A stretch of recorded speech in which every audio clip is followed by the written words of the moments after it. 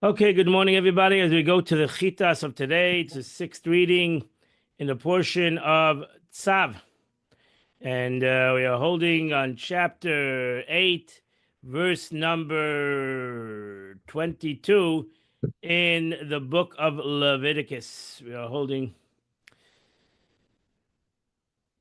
verse 22. We're holding in the middle of the way the Beis Hamikdash was dedicated by Moshe Rabbeinu, the first 7 days of the dedication of the Beis Hamikdash, and the service of investing Aaron and his sons into the service of Kahuna, of the Kohen.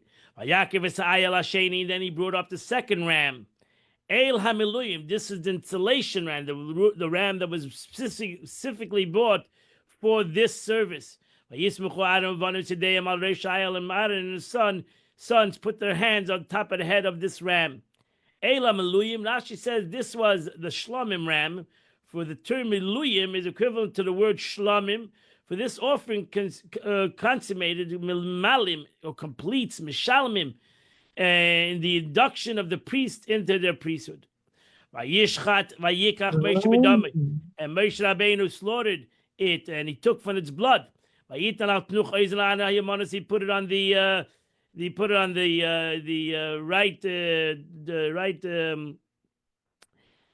right antilex of Aaron's right ear, his lobe, on his right ear, in the right thumb of his hand, on his right foot toe, and he should have a healing on his right foot toe. And he brought Aaron's son forward, and he put from the blood, he put it on the middle ridge of the anthrax of his right ear, and on the right thumbs, and on the right toes. And Moshe Rabbeinu took the remaining blood, and he encircled it, he poured it on the Mizbeach, around the Mizbeach. Verse 25. He then he took the fat, the tail, and all the fat that was on the innards and the diaphragm, along with the part of the liver, and the two kidneys, and all their fats, and the right leg. And 26. Then from he took one loaf from the unleavened bread. Hashem was before God. He took one flat unleavened cake. And he took one leavened bread that was he took out one, because there was 3 different batches of minchayos, of these matzahs. And he put them all on top of the fats and the right hind leg. Now says this was a scalded bread, termed oil bread, because it was made with as much oil as the loaves and the flat cakes combined. It was very oily bread, matzahs. And so it's explained all in Masechta Menachos. You have to learn Masechta Menachos. Verse 27. And then he placed it all on the palms of Aaron, and the way on the sons, on the hands of his sons. And he uplifted them lifnei Hashem, before God. Verse 28. Moshe Rabbeinu took them from his palms, and he burned them, and he burnt us all on the Mizbeach. Which is the burnt offering, miluyim heim. They were installation offerings, ledeach, nechayach, very pleasing smell, ishi Hashem, a fire offering to God. Now she says, Moshe Rabbeinu served 7 days of the inauguration in a simple, he didn't put on the Kohen Gadol, even though he was acting like the Kohen Gadol. Moshe Rabbeinu did not put on the Kohen Gadol's garments. He just did it with the regular Kohen's garments. V'chalak lavin, he put it in a white tunic instead of official priestly garments. He did not wear the official priestly garments on that day, on those days. Vayikach Moshe Sachaza. Moshe Rabbeinu took the breast, Vayinefeu, and he waved it to Nufal of Hashem, a waving before God. Me'el HaMeluyim. This was from the installation rams. LaMoshe Hayalamana. Moshe Rabbeinu received a pardon. He was the Kohen. He was the official Kohen, the official Kohen of the day. So he got his portion for that day, for those days. Kasher Tziva Hashem es Moshe, as God commanded Moshe Rabbeinu. And that ends the Chumash for today. Okay, we're now holding. We're going to go to the Tanya of the day.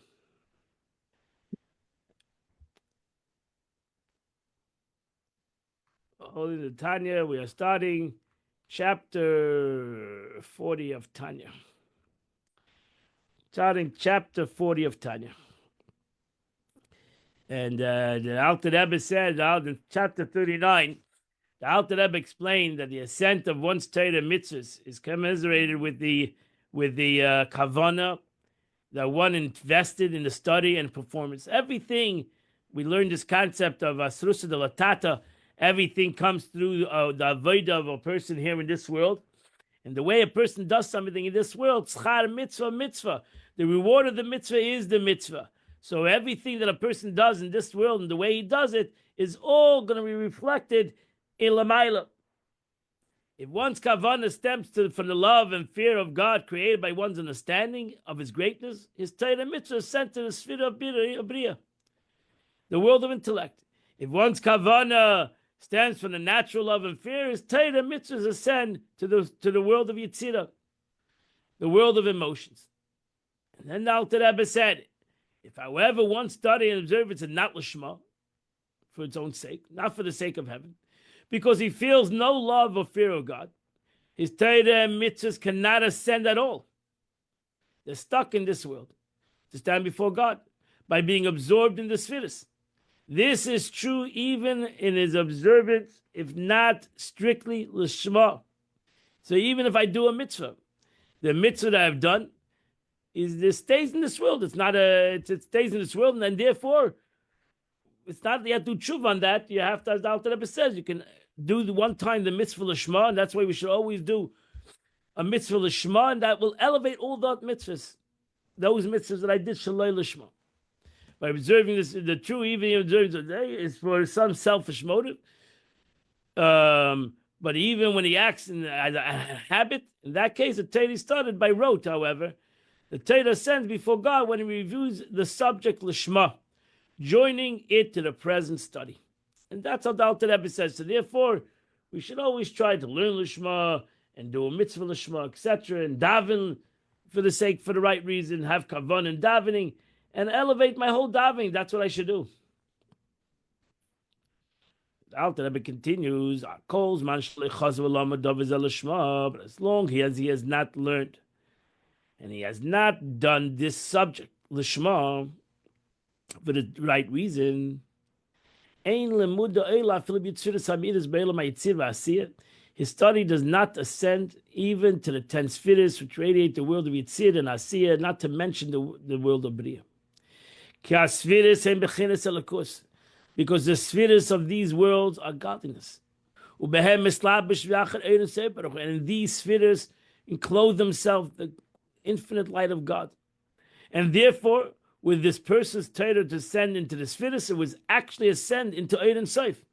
And therefore, it cannot go connect to Ein Sof if there's total no kavanah. And therefore the Zohar says, without any love and fear of God, cannot stand before God. As it's brought down in the Zohar. Instead, his Torah study rises to the chambers and abodes of Yetzirah and Asirah, which are externally of those worlds. It don't go to the spheres, it goes to the chitzonis of those worlds. The spheres are the internal aspect of each world, meaning the divine creative power, the chambers, the hechalos of these worlds. Because these worlds don't only have oidus, like everything in creation Everything has an oid and a kli. Everything has a vessel and its light. So even in these worlds, the spheres, the manifestations of those worlds are the oidos, are the lights of those worlds. And they have kalim, the world itself, that's called the world. That's a kli itself. So a vessel itself. So that world, these 10 manifestations shine in this world. What I mean shine in these worlds? There's a vessel. And that's the chambers, that's the created world itself. And that's where it shines. Shebe'em oindim malachim, where the angels are situated. So it goes lamaila, but it goes to chitzainis lamaila. It goes to the outer concept of the world of Atzilus, Abri, Yetzinas. Shekos of Rav Chaim Vital, Zachein Levracha, as it's brought down, Rav Chaim Vital. Chaim Vital was a prize student of the Arizal, and most of the writings, the Arizal never wrote anything that we know of, but all the writings, the Arizal is mainly written by Rav Chaim Vital. He's buried actually right next to the Arizal in Sfas. And that's where we have all the teachings of the Arizal. The Chaim, mainly from Rav Chaim Vital. He had other students that wrote, but mainly from Chaim Vital. And a blessed memory means he lived in the time of the Arizal. In the portal of prophecy, Perek Beis, the second chapter, he writes over there that the Torah without kavanah, without intention, you actually create angels, you create vessels, you create a lot of vessels in the world of Yetzirah. It's a beautiful thing. And that you create these vessels, these angels that are vessels, are ready to receive the light. They need you to learn it lishma. And without a mitzvah without kavana, in the mitzvah, which is action, without kavana, you create angels in the world of action, world of asiyah. This indicates, according to Reb Chaim Vital, the Arizal, that the Torah mitzvahs without kavana are not absorbed into the spheres, but arise only to the level of angels, who are created beings, and thus on the level externality of that world. But one might argue that Reb Chaim Vital statement cannot be cited in support of the Alter Rebbe statement. The former speaks of Torah mitzvah without kavana, while the latter speaks about Torah mitzvahs that are not deserved l'shma. So the Alter Rebbe is talking about not with kavana. The Alter Rebbe is talking about not kavanah, but l'shma. Perhaps the meaning without kavanah is one recites words of Torah and performs mitzvahs in a mechanical manner, without involving his thought at all.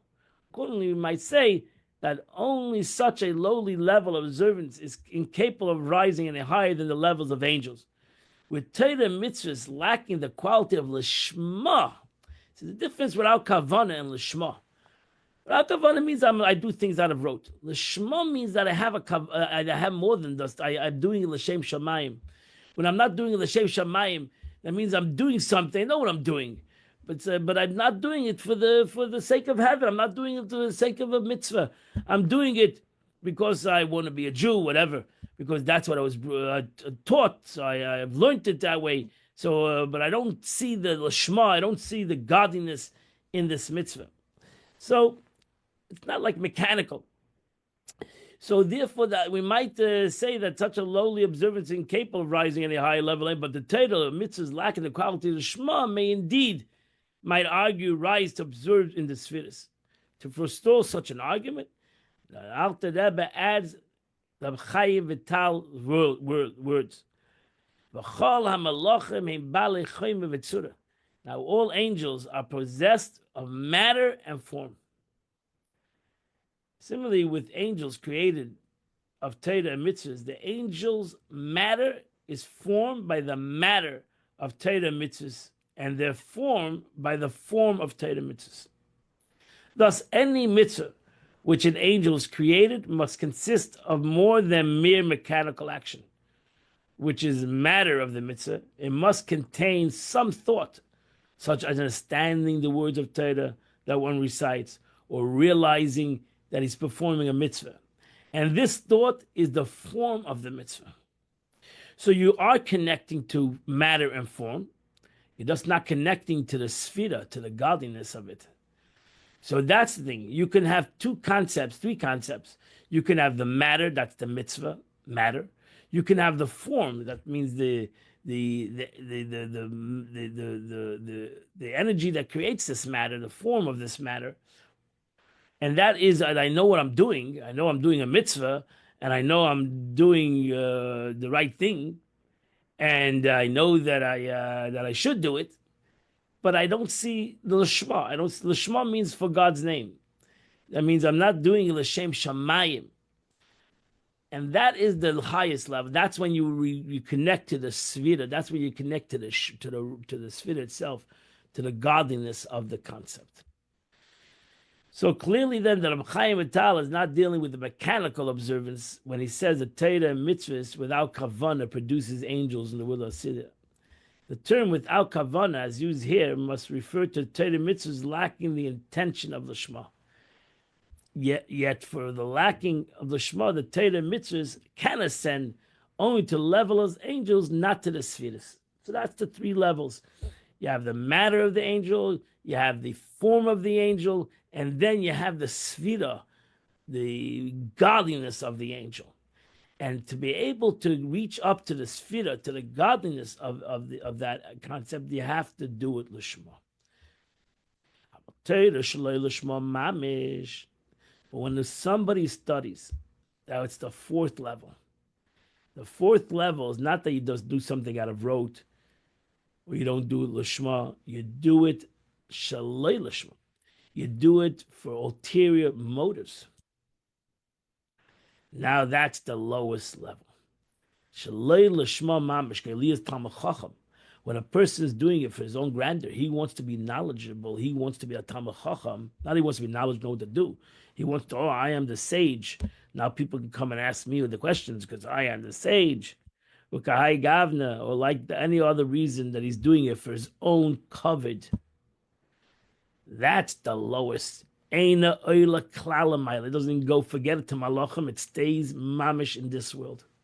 Afila lehechalos of malachim ha'digdush. It doesn't even reach to the chambers of the angels, or even the external worlds. It doesn't even reach to the external part of the world.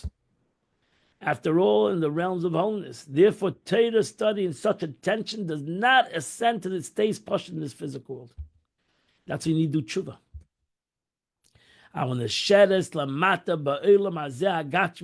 It stays in this physical world.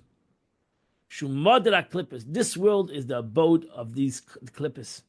And since I learned the Torah with klippas, I learned the Torah for my own grandeur, I learned the Torah for my own gaiva, my own ego, then I basically not elevated this Torah, and this mitzvahs are stuck in this physical world. Because I brought klippas to the mitzvah. I brought klippas, I brought these coverings, this ego to this mitzvah, and now the ego of this mitzvah keeps the mitzvah in the world.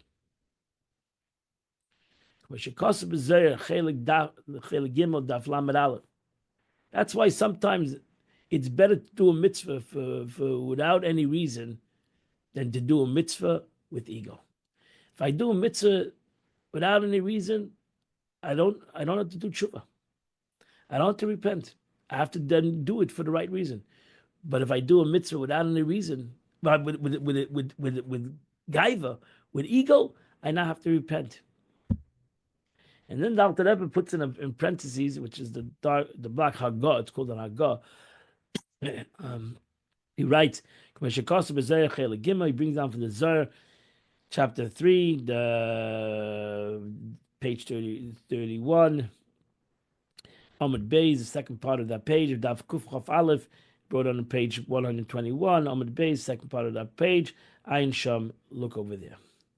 And he brings down this Zohar, Il Mila Lisalko Bokarakin, the spoken word ascends on high and pierces the heavens. V'ita Madi'ita, it evokes what it evokes. This is Zohar says, Tav, Tav. If the word is good, the word of Torah is like it evokes good. Ayin Sham. So with there, you see that the Torah goes lamaila. Even every word you say of Torah goes lamaila. Whether you understand the word, you don't understand the word, the Torah reaches up to the heaven. Daf Kufram and Hey Amid Beis. Look over there on page 105, first front page. Mila deraisa, from the words of Torah is avid minei kol v'salak. A voice is formed and rises. So again, you see that the words of Torah, the power of the words of Torah, with Avkuf Samaches Amid Beis, and on page 168, second side, Kolin the Eiraisa. The Zohar says the voices of Torah and prayer with Sulsa, Baki and Rakin, they pierce the heavens. So all three passages they indicate that the words of Torah ascend on high, rending the heavens. So we see the power. It doesn't make so even if it goes to Chutzenis Ha'olamis, goes to outer, it still goes to the upper world. So we should realize the power of Torah. And therefore, even though we don't, not L'Shel Shema, but we should know the power of saying things, saying words of Torah, whether we comprehend it, saying words of Tilim, for example, davening. These things pierce the heavens. These words pierce the heavens. And every word that we say in Torah and every word we say in davening and in Tilim, they go to the realms, the highest realms in heaven. Which Pasuk as written in the Zohar on the Pasuk, what profit has man of all his toil and he labors under the sun? It's a Pasuk. Sages point out that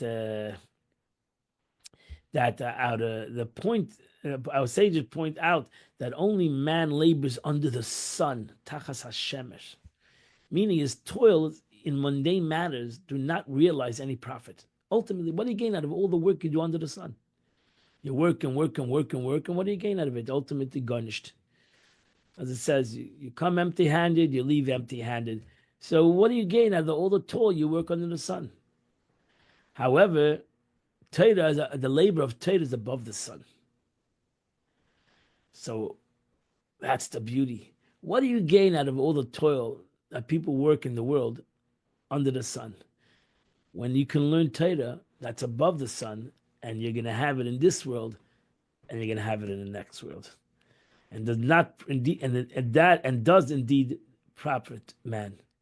So the Zohar stipulates even when the